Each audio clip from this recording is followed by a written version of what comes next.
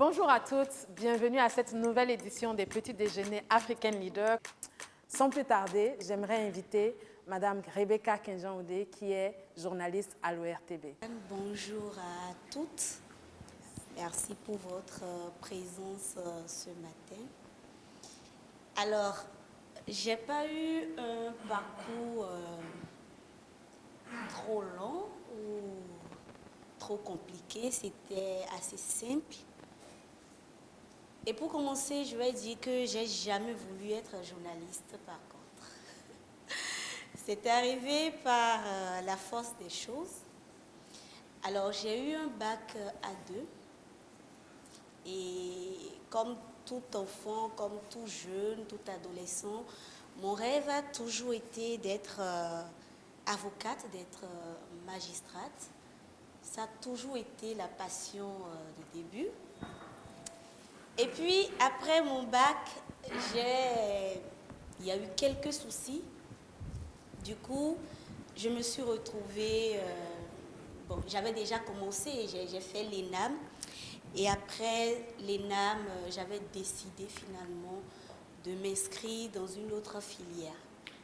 Parce qu'au moment où j'étais à l'ENAM, j'ai été très très souffrante. Je suis tombée malade pendant au moins 1 an. Donc après ça, j'ai été un peu dégoûtée. Je ne me sentais plus réellement à ma place à l'ENAM. Quand j'allais là-bas, c'était comme si ça me rappelait toujours ces instants-là où j'ai été vraiment malade durant toute l'année. Du coup, je suis restée à la maison pendant au moins 3 à 4 mois. Donc, l'année qui a suivi, tous mes camarades étaient déjà en classe et moi, j'étais à la maison.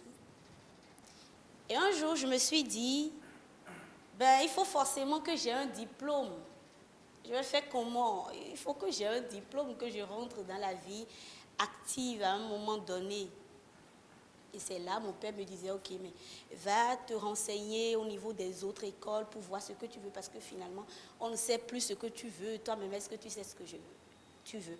Donc, je lui disais, non, je ne sais pas, parce que vraiment, je suis embrouillée. Alors, je suis allée vers une école privée de la place. Je me suis inscrite. Une fois là-bas, je n'ai même pas cherché à savoir quelles sont les filières que vous avez. Non. Moi, tout ce que je voulais, c'était m'inscrire et commencer quelque chose, finir, avoir un diplôme comme tout le monde. Donc, tout ce que je savais, c'est que quand même, l'école, c'est le journalisme. Je ne savais pas qu'il y avait d'autres filières comme la réalisation, le montage, post et production, tout ce que vous voulez. Je ne savais pas qu'il y avait tout ça. Moi, tout ce qui m'intéressait, c'était m'inscrire. Donc, je me suis inscrite. Les cours ont démarré. Et j'allais au cours comme tout le monde, mais je n'étais pas réellement là. J'y allais juste pour la forme, pour quand même justifier l'argent que les parents payaient pour la scolarisation. Et donc, je dirais que j'ai réellement pris goût à ce métier-là pendant mon stage. Parce qu'après la première année, on nous a tous obligés à aller en stage. Et moi, j'ai quand même la chance, mon père a une radio communautaire qui se trouve dans le zoo. Donc, je suis allée là-bas pour faire le stage de 3 mois, voire 4 mois. Et c'est une fois là-bas que le déclic, j'ai eu réellement le déclic pour ce métier que j'exerce aujourd'hui. Alors, c'était différent, totalement différent de tout ce que j'ai l'habitude de voir à l'école. Là, c'était réellement la pratique, c'était réellement le terrain. Et j'ai remarqué qu'en fait, ça n'avait rien à voir avec tout ce qu'on nous disait à l'école. Il faut faire ci, il faut écrire ci, non. Mais c'est le terrain qui commande en fait. Et mes supérieurs, mes parrains mes instituteurs pour le stage, en fait, moi-même, une fois là-bas, je n'ai pas fait comme la fille du boss non plus. Je n'ai pas fait comme si c'était mon père qui avait la radio. J'étais toute petite devant eux. je m'inclinais. Et ils ont commencé par m'apprendre des notions sur le journalisme. Quand le rédacteur en chef voulait aller sur le terrain pour un reportage, il m'amenait avec lui. Une fois là-bas, il me disait comment les techniques pour interviewer quelqu'un, comment est-ce que on peut s'approcher, quelles sont les questions qu'il faut poser, qu'est-ce qu'il faut faire, qu'est-ce qu'il ne faut pas faire. Donc, au fur et à mesure, j'ai commencé par aimer. Ah, donc, mais c'est différent, vu de cette manière, mais c'est différent, ça n'a rien à voir. Donc, du coup, j'ai commencé par aimer. On m'a demandé de commencer par écrire des brèves, parce qu'en journalisme, c'est ça, quand vous démarrez, même en classe, on vous demande déjà de commencer par rédiger des brèves, et ça vous amène à écrire des lancements pour des reportages, avant même maintenant de commencer par les reportages, par écrire les commentaires de reportages et tout. Donc, j'ai commencé, à chaque fois que j'écrivais, mon rédacteur en chef, il corrigeait, s'il y avait des fautes, il corrigeait, s'il y avait des reformulations, il m'aidait à reformuler les phrases et tout. Donc, j'ai passé 3 mois de stage passionnant réellement. Et le dernier mois, j'étais là. Souvent, quand ils font la présentation du journal, je suis souvent à la régie ou soit même dans le studio avec le présentateur. Et un jour, on avait fini de préparer le journal. Le papier, tout était bon, l'édition était déjà prête. Et l'édition là-bas, il me semble, si je ne me trompe pas, c'est à 12h30 ou bien 13h qu'on passe les éditions. J'ai eu le temps quand même d'oublier. Et à 30 minutes du journal, le rédacteur en chef vient me voir et me dit, ben, c'est toi qui présentes. J'ai dit, quoi? Comment? Je me fais comment? Je ne sais pas. Non, mais c'est toi qui présentes. Prépare-toi. Déjà, même tu es en train de perdre du temps là. Commence pas à lire les papiers. Arriver là-bas, lis juste, sois naturel. Ça passe. Et j'avais le stress. Quand le générique est passé, et là c'était la radio, c'était même pas encore la télé. Quand le générique est passé, mon cœur battait comme ça. C'était pas facile. J'ai commencé par bégayer. Au début, j'ai commencé par bégayer. On a dit, tu es à l'antenne et que le réalisateur là-bas me fait la main. Mes premiers mots, en tout cas, je me souviens, j'ai bégayé. Mais le rédacteur en chef me faisait comme ça. Calme-toi, calme-toi. Bon, j'ai oublié tout ce qui était là. J'ai lu. C'était assez stressant, mais c'était quand même passionnant à la fois parce que c'était une expérience. C'était réellement ma première fois. Lire à l'école et être devant ses camarades pour parler, ça c'est différent de être quelque part et te dire que peut-être le monde entier t'écoute et que tu n'as pas droit à l'erreur en fait. Parce qu'on te considère en tant que journaliste comme un savant.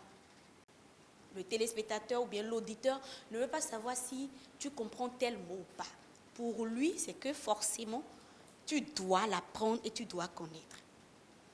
Donc, l'édition est terminée, les gens ont commencé par appeler le rédacteur en chef. Ah, mais c'est qui c'est là encore que vous avez? Mais vous n'avez pas de voix féminine ici, c'est quoi? Vous l'avez trouvé où? Ah, le rédacteur en chef, tu as vu? Bon, il y a des choses à corriger, on va travailler là-dessus. Donc, ça a commencé comme ça. Et quand j'ai fini les 3 mois ou les 4 mois de stage, je ne voulais même plus rentrer. J'étais tellement passionnée, je ne voulais même plus continuer. Et la 2e année, 3e année pour avoir mon diplôme, donc je voulais juste que ça se termine et que je commence par exercer. Donc quand moi je suis revenue, c'était réellement là que ma passion pour le journalisme a commencé. Et en 2e année, je me sentais plus comme une étrangère. Et je participais aux cours et j'aimais aller aux cours maintenant. Une joie de vivre quand même est rentrée en moi. Et après la 1re année, 2e année, on nous a obligés aussi à faire un autre stage. Et là, j'avais décidé de faire mon stage cette fois-ci à la télé. Évidemment, les expériences ne sont pas les mêmes. La radio, la télé, ce n'est pas vraiment les mêmes choses parce que l'écriture du reportage quand vous êtes à la télé est différente de l'écriture du reportage quand vous êtes à la radio. Parce que la radio, les gens ne voient pas, donc forcément, il faut décrire, il faut dire ce que vous avez vu. Mais la télé par contre, c'est les images. Donc, vous laissez, vous accompagnez les images, vous ne décrivez pas forcément tout ce que vous voyez sur le terrain. Donc, à la télé, j'ai fait mon stage dans une presse privée. C'était aussi bien, c'était aussi passionnant.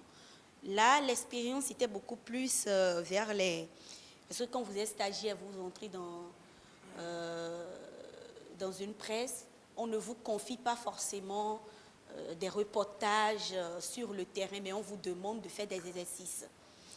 Et là, on me demandait surtout d'essayer de faire des commentaires pour les AFP. Les AFP, c'est les éléments, les roches que l'agence France Presse envoie à toutes les chaînes de télévision qui sont quand même abonnées à l'agence. Et donc, vous essayez de prendre, c'est juste des vidéos qu'ils envoient, ils envoient les vidéos et ils envoient un test. Et le test n'est pas structuré. C'est à vous de structurer le test, c'est à vous de prendre l'attaque, c'est à vous de prendre la chute, c'est à vous de prendre les extraits qu'il faut. Donc, je le faisais. J'avais aussi un maître de stage là qui m'appuyait, qui me donnait des conseils et tout ça. Donc, j'ai fait aussi 3 mois de stage là et j'ai fini. Mais depuis toujours, en tout cas à partir de la 2e année, j'étais quand même sûre que dès que je vais terminer, mon stage professionnel serait à l'ORTB. Parce que je ne voulais pas aller là-bas pour faire un stage académique. Je voulais aller là-bas pour faire un stage professionnel et à la fin du stage, être recrutée en même temps parce que je n'avais pas réellement envie de travailler dans une presse privée. Ça, c'est un choix personnel. Et donc, quand on a fini la 3e année, j'ai fait un stage. Je suis retournée encore dans le zoo pour faire le stage au niveau de la radio de mon père parce que mon thème de mémoire était quand même lié aux radios communautaires. Du coup, je suis allée là-bas, j'ai fait au moins 6 mois et j'ai fini, je suis rentrée, j'ai soutenu. Et juste après ça, effectivement, j'ai déposé mon stage à l'ORTB. Mais ce n'était pas uniquement à l'ORTB, j'ai déposé ça un peu partout. J'ai déposé même ma demande de stage dans des banques. Parce que mon père, selon lui, il faut déposer ta demande de stage partout. Partout. Si quelqu'un t'appelle, tu y vas. Point. Donc, il m'a obligée à le faire. J'ai déposé un peu partout. Et l'ORTB ne m'avait pas déjà appelé. La Poste du Bénin m'a appelé en tant que stagiaire pour la communication, même si en fait, je n'ai pas réellement fait la communication. Le journalisme et la communication, c'est vrai que c'est 2 mondes qui se côtoient, mais ce n'est pas forcément les mêmes choses. Et donc, j'étais à la Poste, ça allait bien, c'était quand même une autre expérience aussi. Et puis, un jour, j'avais fait 1 mois, oui, et on m'appelle de l'ORTB un jour, un matin ou bien un soir. On me dit que, bon, on a accepté votre demande de stage et vous pouvez commencer déjà le lundi. On était un jeudi. Et là, c'était un choix. Il fallait faire un choix. Soit je quitte la Poste, parce que quand même la Poste, j'avais cette confiance-là que juste après les 3 mois de stage, on allait me recruter. C'était sûr. À l'ORTB, rien n'était sûr. Mais c'est réellement ce que j'ai appris. C'est réellement le diplôme que j'ai eu. Du coup, j'en ai parlé au chargé de communication, le SECOM, qui était notre supérieur. Et il m'a dit, bon, fais ton choix. C'est vrai que là-bas, c'est ce que tu as appris. Ici, c'est juste un truc parallèle. Ce n'est pas réellement ton métier, mais c'est toi qui fais ton choix. Donc, quand je suis rentrée, j'en ai parlé aux parents. Bon, mon père, lui, comme toujours, c'est toi qui... Quel que soit le choix que tu fais, moi, je te soutiens. Et j'ai réfléchi, j'ai dit, bon, de toutes les manières, même si je finis ici et qu'on me recrute en même temps, c'est bien, je vais commencer par gagner très vite. Mais est-ce que je suis réellement passionnée par ce que je fais? Donc, j'ai pris la décision d'aller à l'ORTB. Donc, le vendredi, je suis allée voir mon supérieur. Il a dit d'accord. Et le lundi, je me suis présentée. D'abord, le vendredi déjà, je me suis présentée à l'ORTB où j'ai vu mon rédacteur en chef et je lui ai présenté la note de service. Il m'a dit d'accord, vous pouvez commencer le lundi. J'ai dit ok. Donc le lundi, je suis allée à l'ORTB. À la rédaction, il y avait tellement de doyens. Bon, il y avait tellement de personnes que j'avais l'habitude de voir derrière l'écran. Du coup, je ne pouvais jamais imaginer avoir la chance un jour, peut-être de les rencontrer comme ça, physiquement. Donc, j'étais aussi un peu timide. On était 2 stagiaires à l'époque, 2 promotionnaires surtout. Donc, j'ai retrouvé une amie et c'était quand même agréable. Et le lundi, à la conférence de rédaction, le rédacteur en chef dit,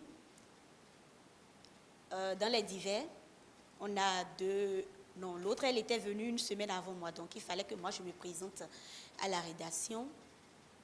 Et là, je dis, je m'appelle Rebecca Kenjan-Ondé, j'ai fait ici. C'est là, le rédacteur en chef te demande, vous avez jamais fait un stage professionnel? Est-ce que vous êtes allé à la télé une fois? Vous avez fait... Je dis oui, j'ai déjà fait mon stage, mais c'était un stage académique. Elle dit d'accord, ici, voilà, ça se passe comme si telle personne est votre maître de stage. Vous l'accompagnez désormais pour aller en reportage. Quand telle personne vous donne un travail à faire, vous le faites et vous lui rendez compte. Lui, il me rendra compte après. Ici, c'est le travail. Et j'ai commencé comme ça. J'ai fait 3 mois de stage, c'était quand même bien. Le truc, c'est que là-bas, la rigueur est tout autre. On nous demandait parfois d'écrire des lancements, parce que là, c'est déjà ce qu'on va te demander. Écris un lancement, on va voir. Donc, quand tu écris ton lancement, ça dépend de quel correcteur prend le papier. Il y a des gens, il y a des correcteurs, quand ils prennent ton papier, bon, ils sont assez conciliants, ils vont te caresser un peu dans le sens du poil. Il y a d'autres, quand ils prennent ton papier comme ça, ils déchirent. Tu remets le papier, il finit, c'est quoi ça? Non, mais c'est quoi? Non, jette. Mais tu es blessé dans ton amour propre. Si tu n'as pas envie d'aller loin, mais tu démissionnes, c'est-à-dire que toi-même, tu deviens tellement paresseux qu'à un moment donné, les gens ne te confient plus rien. Donc, il y avait quand même au moins 3 comme ça. J'ai remarqué que mes autres collègues stagiaires ne vont pas réellement vers eux. Et on discute entre nous. Ah, telle personne là, non, mon papier, je ne peux pas amener là-bas. Et si tu envoies ça là-bas maintenant, il va déchirer, t'insulter encore devant tout le monde. Pour moi, j'avais quand même la soif d'apprendre. Parce que je voulais être assez meilleure dans mon domaine. Du coup, quand j'écrivais, ils ont beaucoup déchiré. J'ai eu beaucoup de mes papiers dans la poubelle. Mais parfois, ça m'énervait tellement. Parfois, j'étais blessée. Je me disais, mais attends, c'est quoi? Non, c'est quoi? Tes yeux au monde. Non, quoi? Il y avait un qui me disait souvent, non, il faut le faire. C'est pour toi. Parce que dans quelques mois, quand tu vas écrire un reportage, quand tu vas écrire un commentaire que les gens vont entendre, les gens vont forcément aimer. Mais tout ça, ça s'apprend en fait.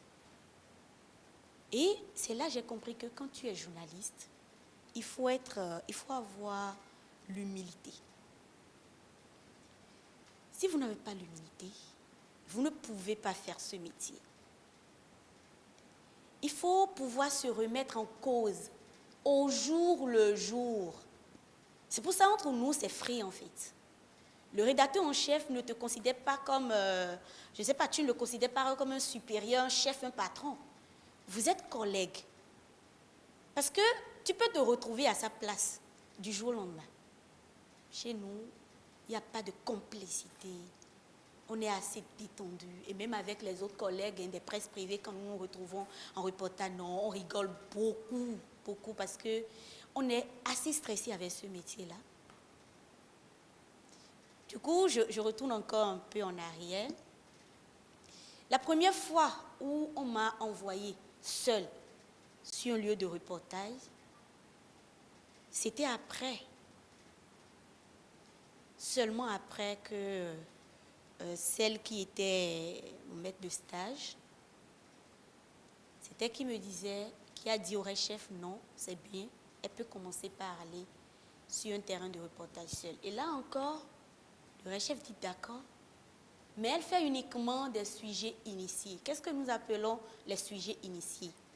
C'est les reportages initiés par nous-mêmes sur des faits de société, politique, santé, culture, tout ce que vous voulez, mais c'est vous-même qui allez à la quête de l'information.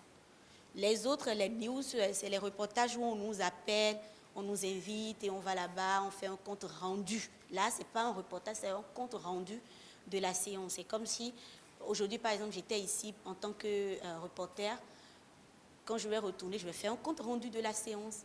Je serai fidèle à ce qui s'est passé ici. Je ne ferai pas forcément ma volonté.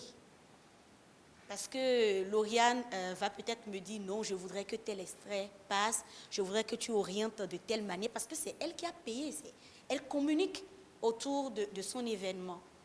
Mais quand ce sont des sujets initiés, mais vous avez le champ libre. C'est vous qui décidez de qui passe. C'est vous qui décidez de quel extrait vous prenez. C'est vous qui décidez de quel commentaire, de quelle tournure vous donnez à votre reportage. Et là, ça devient passionnant. Là, c'est là où réellement vous exprimez le métier que vous avez appris. Donc, j'ai commencé par les sujets. Tu proposes des sujets en conférence de rédaction. On valide certains. On dit non. Et tu dois défendre ces sujets-là en conférence de rédaction. Pourquoi tu veux faire un sujet, par exemple, sur l'esthétique? Il faut que tu défends ton sujet. Pourquoi est-ce que c'est parti d'un fait? Et maintenant, que tu définisses un angle de traitement pour ne pas aller dans tous les sens. Donc, j'ai commencé par là aussi. J'allais sur le terrain, arrivé à la rédaction, tu rédiges, tu remets à quelqu'un qui jette un coup d'œil, la personne, tu termines. Et juste là encore, en fait, je ne posais pas la voix. Je ne posais pas la voix sur mon commentaire. Quand vous écrivez, vous remettez à un titulaire et lui, il pose le commentaire et on met quand même ton nom dans la signature, sur la signature pour voir quand même que oui, tu as participé. Dans le lancement aussi, on me dit oui, c'est le reportage de telle personne, mais présenté par telle personne. Donc c'est comme ça, l'aventure a démarré. J'ai fait mes 3 mois de stage, ensuite ils ont renouvelé. J'ai fait 6 mois de stage, ensuite j'ai continué comme ça. C'était un peu dans l'informel, j'ai continué comme ça. Et puis, un jour, on est au moins 11, on nous a signé un contrat. Mais là, c'est pas que... En même temps, c'était un défi, c'était un challenge. Parce que si tu baisses un peu la garde, on dira que tu voulais juste avoir un contrat, on t'a signé un contrat et maintenant, là, tu ne fous plus rien. Donc, moi, je continuais quand même. Je n'ai pas du tout changé. En tout cas, je crois, et je suis sûre que ceux qui sont quand même mes collègues, ceux que je côtoie chaque jour seront d'accord avec moi. Et puis, après 6 mois, 7 mois, j'ai commencé par poser la voix. Quand j'ai commencé par poser aussi là, tu poses d'abord et quelqu'un vient écouter.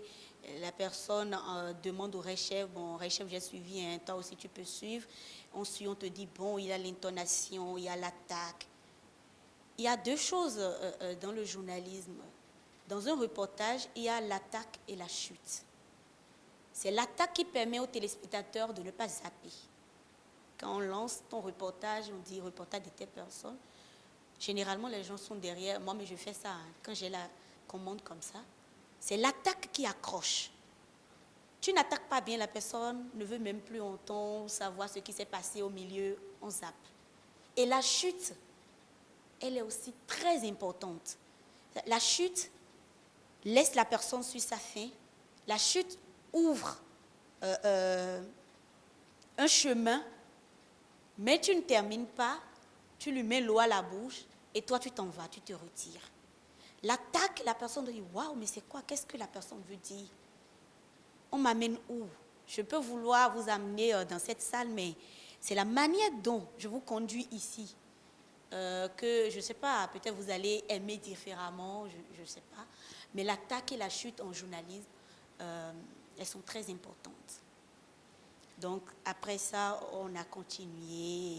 Et puis, aujourd'hui, je suis aussi à la présentation. J'ai des chroniques que j'anime. Je suis à la présentation aussi du journal. Et puis, la présentation aussi, c'est une autre expérience. Ça n'a rien à voir avec la radio, la présentation à la radio. Là, c'est l'écran, c'est la caméra qui est devant vous. Vous regardez dans la caméra, vous parlez. Et en même temps, il y a beaucoup de stress. Quand on lance le jingle du journal, ou quand on lance, oui, la plupart, c'est le journal. Le journal est souvent assez stressant. Pour les émissions, c'est relax, parce que quand vous êtes là, il y a l'animatrice, je ne sais pas, vous taquinez un peu, vous chahutez un peu avant que ça ne commence. Mais le journal, vous êtes seul devant la caméra, et c'est le sérieux. Le journal, c'est le sérieux. Il n'y a pas de... Non, tu souris, mais tu ne souris pas exagérément. Tu es devant, il faut présenter le journal, c'est tout quoi. Donc il y a un peu de stress quand on lance le jingle, en même temps votre cœur bat un peu avant de vous retrouver face à l'antenne et vous parler, puis ça va quoi. Moi je trouve que pour finir, le journalisme c'est un très beau métier, mais il faut être passionné pour demeurer dans le journalisme. En même temps, je dis toujours, le journalisme, ce n'est pas un métier qu'il faut faire durant toute sa vie. C'est un métier qu'il faut faire, je ne sais pas, pendant un court séjour, 10 ans, 15 ans. En tout cas, c'est ma perception des choses. Et ensuite, grâce à votre carnet d'adresses, vous développez autre chose. Parce qu'il y a une chose qu'on gagne, c'est un bon carnet d'adresses. Parce que vous rencontrez, vous croisez beaucoup de personnes, beaucoup de personnalités, et là aussi, il faut garder la tête froide. C'est pas parce que vous commencez pas à présenter, ou c'est pas parce que les gens commencent pas à vous reconnaître que bon, désormais, moi je fais ci, moi je fais ça, on se prend un peu la tête. Non, pas du tout. Parce que du jour au lendemain, c'est comme je le disais, vous pouvez vous retrouver totalement derrière. Donc voilà. Aujourd'hui, je suis quand même assez heureuse, assez, je ne sais pas, passionnée, assez épanouie dans ce métier-là que j'exerce. Et là, je suis à l'ORTB depuis 4 ans. C'est une très belle aventure. J'ai beaucoup appris parce que je me suis réellement donnée au travail. J'ai beaucoup appris à un moment donné. Aujourd'hui, la dernière fois, par exemple, j'étais à la rédaction, il y a une dame qui est venue, on était là, elle était de passage sur l'émission 5 sur 7 matin. Donc, on a fini, on discutait à la rédaction et avant de partir, elle demandait le nom de chaque journaliste. Donc, les autres collègues ont donné leur nom. Quand elle est arrivée sur moi, je me suis présentée, elle a dit « Ah, mais vos reportages, je les adore. » Quand je suis vos reportages, je suis... non, j'aime plus appeler l'ORTB. Parce que vos reportages sont vivants. C'était quand même... j'étais assez fière de moi-même. Ça m'a fait beaucoup plaisir. Et ce n'est pas la première. Hein. Beaucoup. J'ai eu beaucoup de retours positifs. Mon père, il est dans la politique. Donc, quand il se retrouve face à ses collègues ou quand il se retrouve avec d'autres personnes, on lui dit, mais attends. Toi, tu as une fille qui est déjà à ce niveau-là, qui travaille même à l'ORTB, mais ta fille, c'est pas possible, elle travaille, ou bien c'est toi mais qui l'a orientée vers le journalisme. Il dit non. Donc, pour finir, je dirais qu'il faut être passionné par ce qu'on fait. Il ne faut jamais cesser d'apprendre, il faut apprendre, il faut se cultiver au jour le jour, et ça ira. Donc, voilà. Merci. de m'avoir écoutée. Merci beaucoup, Rebecca. On va prendre des questions parce que j'ose espérer que vous en avez. Moi, j'en ai, mais je vais vous laisser commencer la bataille des questions. On peut aussi désigner des volontaires. Ah, il y a une question derrière là-bas, oui? Alors, là, je le dis encore, c'est ma perception des choses. Parce que le journalisme au Bénin, ce n'est pas réellement ça. Au Bénin, on est beaucoup plus dans la communication que dans le journalisme.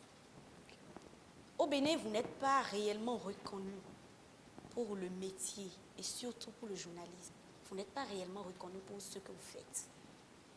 Parce que vous imaginez, sous d'autres cieux, on dit, on nous traite, enfin, on nous qualifie souvent de quatrième pouvoir. On a quand même ce pouvoir-là de prendre des décisions. On a quand même ce pouvoir-là de détruire et de construire une vie. Mais au Bénin, ce n'est pas du tout ça. Au Bénin aussi, et ça aussi, ça doit être général, ce métier pour une femme, c'est assez compliqué. Déjà, moi, je quitte la maison parfois à 4 heures du matin pour être au boulot et présenter le journal de 7 heures. Quand je finis, je ne rentre pas. Je suis encore sur d'autres émissions, j'ai encore des reportages. Et là, je finis maintenant, parfois même, à 23 heures. Le jour où on te met aussi à la présentation de 23h30, tu rentres au-delà de 0 heure. Forcément, tu as une famille. Et il faut entretenir. Donc moi, j'estime que après 15 ans, tu aurais vécu réellement ta passion. La passion, elle demeure. Mais tu peux mettre cette passion autrement. Tu peux faire vivre cette passion autrement. En ayant par exemple une agence de communication où là, tu fais de la communication, tu amènes d'autres jeunes aussi à embrasser ce milieu. Voilà pourquoi moi, je trouve que personnellement, en tout cas, je ne vais pas y rester jusqu'à la retraite. À un moment donné, je vais me retirer pour faire d'autres expériences. Maintenant, oui, tel que vous le dites, il y a d'autres personnes qui sont dedans avant même que je ne commence. Et qui seront certainement encore dedans quand moi je vais quitter. Il y a d'autres qui n'ont pas forcément cette perception de la chose telle que moi, je la vois. Donc voilà, il s'agit de moi. J'espère que j'ai répondu à votre question, madame. Mais justement, moi, ça me permet de poser une des questions que j'ai. Avec ce type d'horaire, on concilie comment la vie de travail et la vie personnelle? Est-ce que c'est des horaires étendus tous les jours? Est-ce que c'est à certaines périodes que c'est plus? Est-ce qu'il y a des jours qui sont plus occupés que d'autres en fonction aussi des responsabilités qu'on a à la rédaction ou ailleurs? Comment est-ce qu'on gère justement? Parce que s'il y a une journée où vous quittez à 4 heures, que vous revenez après 23 heures, la fatigue, vous n'avez pas vu votre famille, comment est-ce qu'on gère ça? Alors oui, il y a des jours qui sont plus occupés que d'autres. Il y a des semaines où vous êtes réellement occupés. Par exemple, cette année, on a le défi de la présidentielle de 2021, donc forcément, il n'y a pas de repos. Tout le monde est sollicité. Il y a des jours, par exemple, où vous n'êtes pas programmé. Et quand vous n'êtes pas programmé, vous êtes juste là pour la conférence de rédaction. À la fin de la conférence de rédaction, vous êtes libre de partir. Depuis que la crise liée au coronavirus, on ne fait plus la conférence. La conférence est devenue hebdomadaire, on fait seulement une fois en semaine. Et donc là, quand vous n'êtes pas programmé, que vous n'avez pas d'émission, que vous n'avez rien à faire, mais vous êtes chez vous. Okay. Jusqu'à ce que le chef vous appelle et que vous revenez. Maintenant, comment concilier vie professionnelle, surtout vie professionnelle quand vous êtes journaliste et vie privée? C'est vraiment compliqué. Déjà, il faut avoir un conjoint qui est soit dans le milieu, ou soit qui comprend les aléas du milieu. C'est l'un ou l'autre. Sinon, c'est vraiment compliqué. Déjà, il faut faire un bon choix sur votre conjoint, c'est tout. Parce que quand le conjoint, il comprend, c'est vrai qu'il ne faut pas en abuser. Quand il comprend, ce n'est pas pour ça que vous allez en abuser. Non, non, non, mais on a aussi des jours de repos, on a des congés. Donc, quand votre conjoint, il comprend, il sait que forcément, de telle heure à telle heure, vous êtes par exemple au journal, du lundi au mercredi, ou bien que vous avez telle émission, telle, non, il sait que ces jours-là, vous n'êtes pas du tout relax, et ça se comprend. Et tout est aussi dans la planification de ta vie privée et de la vie professionnelle. Okay. D'autres questions? Oui.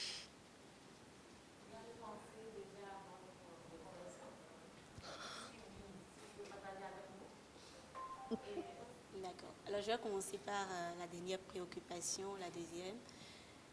Est-ce que je suis spécialisée? Oui, je suis spécialisée dans tout ce qui est TIC. C'est même comme ça que j'ai connu Lauriane, parce qu'elle est aussi dans ce milieu. Moi, tout ce qui est technologie me passionne.